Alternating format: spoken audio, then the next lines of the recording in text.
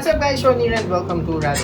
For today's video, magkakaroon tayo ng munting awarding dito sa mga Anbernic devices na meron ako. So syempre, before tayo mag-start, please like, subscribe, and hit the bell button para updated kayo sa mga tips and tricks namin about sa mga retro handheld gaming console, PC, PlayStation, unboxing ng laruan, unboxing ng gadgets na related sa gaming at kung ano pa ang pwede namin may share para sa inyo. So without further ado, let's start na! So ngayon, ipapakilala ko lang sa inyo kung sino tong mga a-awardan natin. Unang-una dito sa baba, ito si RG Cube. Ayan. Pangalawa, si RG40XX-H. Dito naman si RG28XX. Dito naman si OG RG35XX. OG means, ito yung pinakaunang RG35XX na nag-exist. Ito naman si RG35XX-H. So ito naman si RG35XX Plus. Ito naman si RG35XX-SP.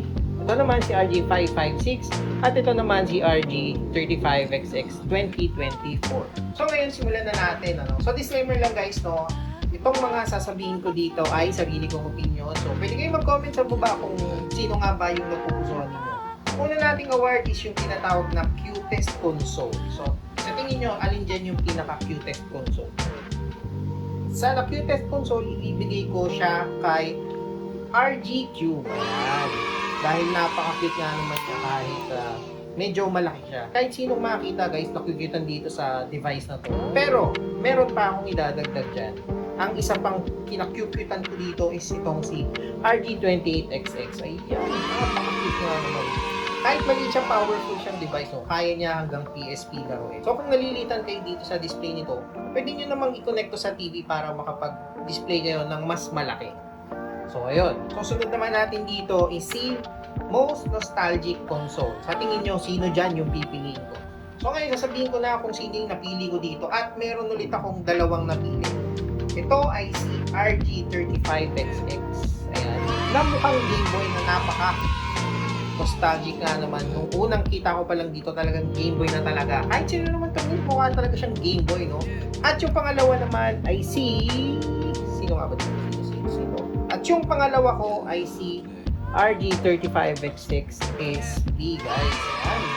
Napaka-nostalgic niya dahil mukha siyang Game Boy Advance SP. Ayan. Ayan, diba? Mukha siyang Game Boy SP. Napakaganda ng design. Napaka-nostalgic. At alam ko na maraming bumili ng device na to. Ayan. Astig, diba? Ang sunod naman natin ngayon ay yung ergo-friendly console. At meron na naman akong dalawang napili dito, guys. Isipin nyo kung sino yun. At ang napili ko sa ergo-friendly console ay, ang una ay si RG Cube. Dahil napaka-ergo-friendly nga naman niya, kahit nilalaro siya ng matagal, hindi napapagod yung mga kamay ko. Ayan, dahil meron siyang bump dito na pwede mong mahawakan. Ayan. Napaka-comfortable niya. At yung pangalawa naman, walang iba syempre kundi si RG556. Ayan. Dahil pareho silang, ayan, pa-horizontal at meron ding bump dito, guys. Napaka-importante nito, guys, itong bump na to dahil dito mo mas mahahawakan ng maigi yung console. Ayan. Mas komportable ito, guys. Yun nga lang, napakalaki niya at medyo may kabigatan. Pero, ang pinag-uusapan dito is yung ergonomically friendly console. So, ayan. Ang sunod naman natin ngayon ay yung best budget-friendly handheld gaming console at walang iba kundi guys, dito siya mapupunta guys. Okay, RG35XX OG. Ito yung pinakaunang RG35XX na lumabas. By the way guys, inano ko lang to nirepaint ko lang siya ng Neon Evangelion tapos nagbago ako ng shoulder buttons. Kung gusto niyo magkaroon ng ganitong shoulder buttons, check niyo yung Shopee page namin or Shopee store. May mabibili kayong ganito. Ayan. Iba't ibang kulay. Ito ngayon mapupunta yung best budget friendly handheld gaming console na ang presyo niya ngayon ay 2,150 lang guys. At siya yung pinakamura dito sa lahat ng Anbernic na meron ako.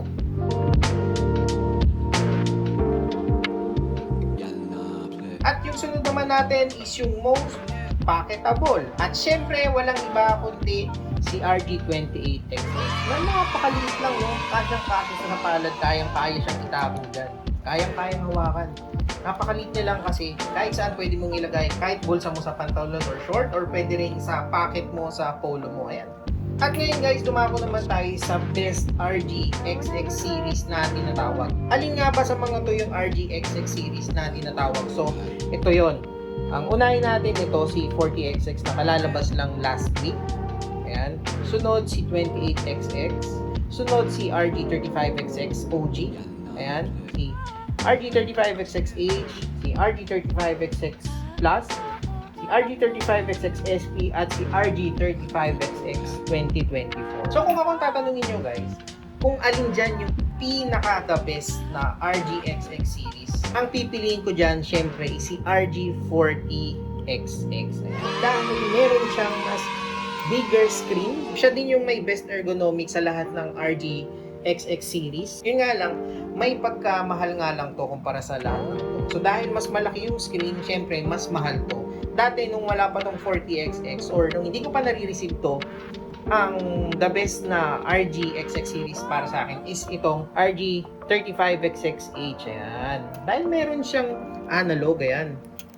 Sa lahat ng mga to, before pa lumabas si 40XX, siya lang yung may analog. So, ito yung paborito ko nun. Kaso, nung lumabas na si 40XX-H, syempre, mas pipiliin ko na to dahil mas malaki yung screen niya. At ngayon guys, dumako naman tayo sa most powerful device sa lahat ng to. At syempre, tingin ko meron na kayong idea, no? Syempre, unang-una si RGQ. Dahil kayang-kaya niya maglaro ng PSP dito ng smooth. At syempre, kaya din makapaglaro ng PS2. Yun nga lang, hindi lahat smooth. Pero okay lang yun dahil mostly naman nape-play niya. Tsaka kayang i-tweak kahit papano yung sa settings para malaro mo yung ibang game. Kayang-kaya mo rin makapaglaro ng mga Android games dito. At touchscreen siya, guys. Ayan. Diba? Powerful to. At syempre, yung pangalawa dito, walang iba kundi si RG556. Ayan. Guys. Same lang naman sila ng specs pero mas prefer ko tong RG556. Kayang-kaya din nito maglaro ng Android games, kayang-kaya din nito maglaro ng PSP, PS1, and PS2 at ng iba pang mga retro games. So ngayon, kung ako tatanungin ninyo kung alin yung bias ko dito o yung pinaka-paborito kong device guys, tingin ko magsasangayon din naman kayo sa akin dito. Kasi syempre, di ba, kapag pipili tayo ng isang device, ang gusto natin, maganda yung design, powerful, ergo-friendly, at higit sa lahat, makapaglaro ng magagandang games. Pati na rin ng mga Android games. So, ayun. Tingin ko, alam nyo na kung sino yung pipiliin ko dito. At syempre, ang paborito kong device dito is si RG556. Ito yung bias ko dito. Pinaka-okay at pinaka-magandang device ng Anbernic na meron ako sa ngayon. Ayan, si RG556. Siyempre guys, meron pa tayong natitirang isang award.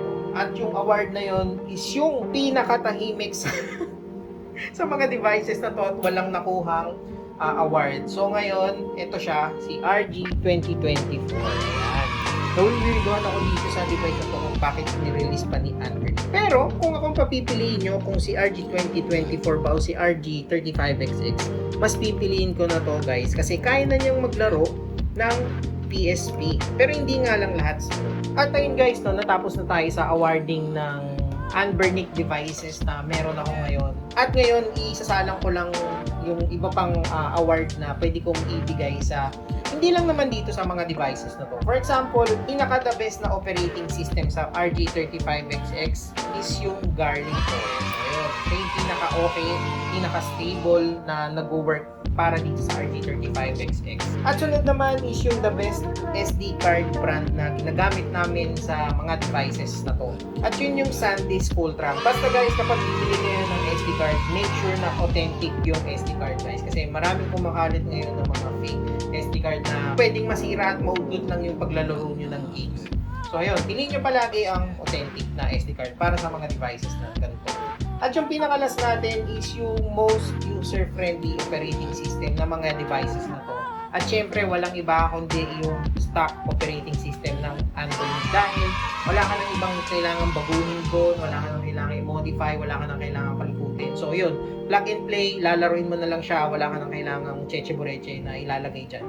At ayun lang guys, dito na nagtatapos yung awarding natin sa mga devices na meron ako ngayon ng Anbernic. At ipa-plug ko na rin pala guys, kung gusto nyong magkaroon ng extra comfy yung paglalaro ninyo.